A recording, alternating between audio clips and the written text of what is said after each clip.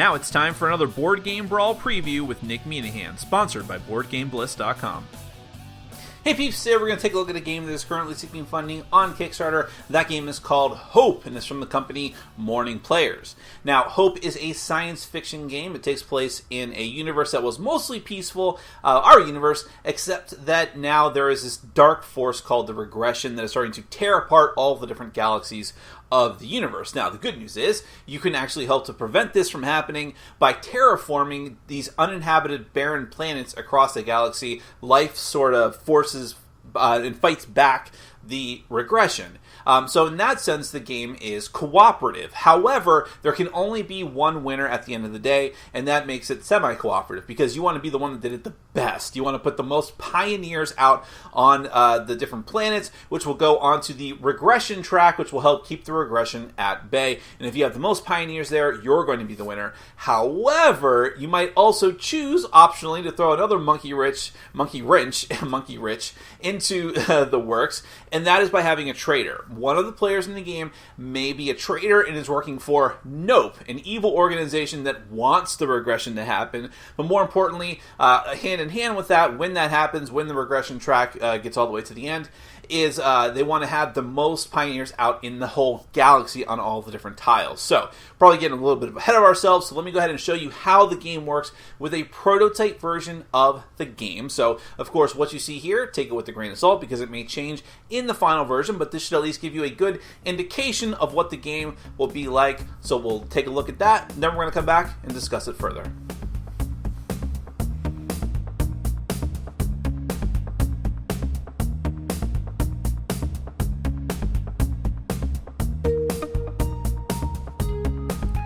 Hope is a semi-cooperative game for 2 to 4 players. Players of the organization Hope must work together to terraform the galaxy and save it from destruction, filling the mission track with pioneers before the regression mark reaches the final space. But only one player will win by having the most pioneers on the mission track and in your cockpit. However, one player, or possibly no player at all, may be a secret agent of Nope. If you are that player, your goal is to not only prevent the Hope players from filling the mission track with pioneers before the regression mark can reach the end, but also to have the most of your pioneers out on the galaxy tiles. Assemble the game board on the table and place the Earth tile in the center. Randomly distribute the rest of the tiles to the board, making sure they are on their barren side, the side with the text symbol in the center, and make sure that all of the tiles, including Earth, have their arrows pointing in the same direction. Next, put the technology board next to the main board with the shuffled deck of tech cards and 3 stacks of bonus tokens. Put 3 random cards face up in the top 3 spaces, making sure each one has the regression symbol on it. There's also a regression monolith. Draw a card from the tech deck. Whatever the tech symbol is on this card, find a border planet with the same tech symbol, and then find the one of those that has the least planets and put the monolith there. Every player gets a cockpit board. Put the character tile you've chosen in the cockpit along with 4 navigation levers in their spots and a pioneer in your color on each of the first spaces next to your character tile. Every character has their own special ability and appearance, so just pick one that appeals to both aspects. Put the mission track next to the board with the regression mark on the first space. Each player will take turns placing their spaceship in one of the Earth dimensions. Every player will get technology cards dealt to them based on the tech number of their character tiles. Finally, everyone gets their role cards, if you choose to play with the possible traitor. Take Hope cards equal to the number of players and add the Nope card. Shuffle and deal these out to the players. The unused cards are returned to the box. Therefore, it's possible no one will be the traitor. Keep your secret as you begin the game. On your turn, you have 4 parts that you'll go through. The first is moving your ship. Slide down one of the navigation levers to indicate that you're using that particular method. Navigation is based off of the 3 gravity points around the edges of the board, in relation to your current dimension's color. For example, if you select Navigate towards the gravity point, you stay in your dimensions but move toward the gravity point. You can also navigate against it, go sideways, or use the 4th lever to use one of the other 3 modes. This is important because you can't use navigation methods twice until you reactivate it. More on that later. Instead of moving, you may repolarize, which puts your ship in another dimension. Doing so will reactivate all of your levers. You figure out which dimension color is the next one in clockwise order on your current tile, and then you shift into that new space. The next phase is terraforming. You may drop pioneers on barren planets along your navigation path as long as those planets are in your current dimension and as long as you have the right tech cards. You must either use a card that shares the same tech symbol, use a Joker card, which can be any technology, or use 2 identical tech cards as 1 Joker card. Next, you will replenish these technologies.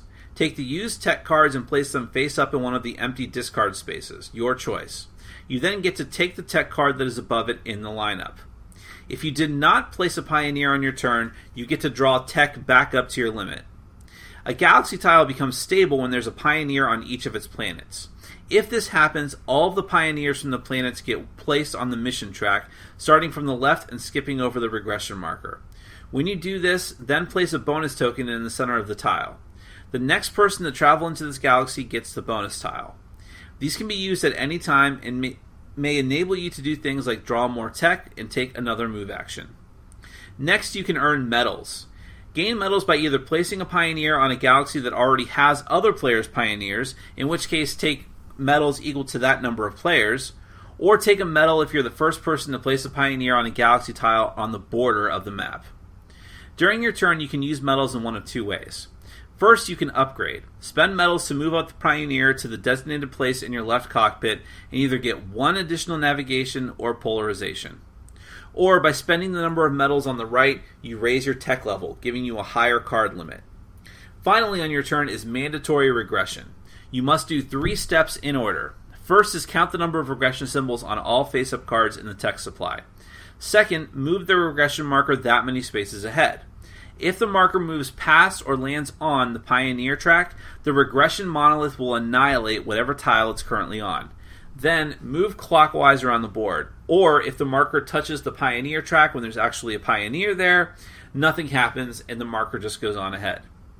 Regarding the traitor, remember that her goal is to make sure the regression mark sails to the end, but not before having the most Pioneers out on the galaxy. Once per game, each player can make an accusation, as long as you have at least 1 upgrade that's equal to it or higher. If you're right, the traitor loses all of her levels and upgrades, can no longer ever gain medals, and even replaces 2 Pioneers with her own. If you give a false accusation, however, you will be the one that's penalized. The power of the traitor, when revealed, is to coax away the Pioneers that settle the galaxy. She removes 1 Pioneer if she spends 1 medal. The game ends as described before, with either galaxy being taken over by regression or the Heroes of Hope pulling off a miracle.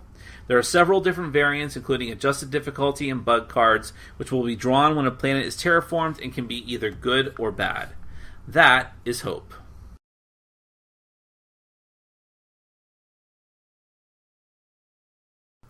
Now, there's a lot of really interesting aspects of Hope, because rather than just say, okay, here's a tile game where you're just trying to put out almost worker placement style, put out a bunch of these Pioneers in order to terraform these different areas, and then you just get points or get Pioneers on the track, boom, boom, boom, done. Rather than just do that, which would be sort of a Euro-style resource management type of system, instead they also added into the mix the fact that you have these different pilots, each with their own different special ability, but on top of that, you have to actually pilot a ship, which means you have to very carefully figure out how you're going to use all of your different piloting levers and navigation levers in order to do it in the best, most efficient way possible, because they can only be activated once. They can't be activated again until you polarize, which is another interesting aspect of the game, because now you have to go into another dimension. So basically, as a summation, what all of this does is forces you to think very carefully about how you're going to take your moves during each turn, and moving is the way, along the path that you're going to put down your Pioneer. So all of these things sort of hook into each other, and if you're not moving in the best way possible, in the most efficient way possible, in the right direction, in the right dimensions possible, then you're not going to do very well, because you may be going into areas where it's already been inhabited. There's already different people down on different Pioneers out onto the different tiles, and so on and so forth. You also want to make sure that you can be the one, potentially, who gets those special bonus tiles when an entire tile is terraformed successfully. So you need to be very, very cautious and careful in considering all of these different things. It's interesting how you have the tech cards, and you also have to. There's some hand management aspects here because you want to make sure that you have to have the right tech cards in order to put your pioneers down onto the table. And if you don't work that out, right, that's another thing that can just sort of muck up the works. You have to have everything perfect. So it's an action efficiency game on top of hand management, on top of resource management, making sure that you have the right actions at the right time to make the best moves. The fight back against the regression is a constant, ever-present threat. But if you and the other players, this is where the cooperative part of the game comes in, if you can keep that track full of pioneers every time that you successfully terraform a planet, then you can fight back against that. It gives you more time and so on. Because that could be really bad even if you don't have the trader in the game. Now, if you do have the trader in the game, well, that's a whole other thing that's very interesting because they have their own particular goal. Not just that they need to tank the game and make sure the regression marker gets to the end first, but also they need to make sure they have the most pioneers out on the board instead of just the track. And that's a whole other thing that they have to worry about that can be very, very difficult. But then again, you're doing this in secret. The other players, because everyone's trying to put pioneers on the board at first, so the other players have to very carefully think like, well, am I going to use my accusation? But if I do, I'm going to take a very high price as well for falsely accusing someone. Is it really worth it? Should I keep going? So lots of decision making in the game, lots of interesting aspects to it. It's definitely a unique game, not anything I've really seen. Bits and pieces I've seen, but not all together in a mix like this. So if the science fiction theme appeals to you, if the resource management, the hand management, the action efficiency, the semi-cooperative and trader elements, if any of these different things appeal to you, and especially all together, the sort of heady mix that they make, you definitely want to check this out, okay? So I'm going to have a link up in the top corner of your screen, as well as down in the description section underneath this video. If you follow those links, those will take you to the Kickstarter page. The campaign is going on right now. It's about halfway done at the time I'm publishing this video. So go there, find out more information. Don't procrastinate. Go there now, and hopefully you'll consider backing the project. That is Hope from the company Morning Players. Thank you so much for watching and supporting our sponsors. Take care. Thanks for watching. Follow us on Facebook, Twitter, and Patreon. And make sure to check out our sponsor, Board Game Bliss, where you can find an amazing selection of games from around the world. BoardGameBliss.com. Thanks for your support.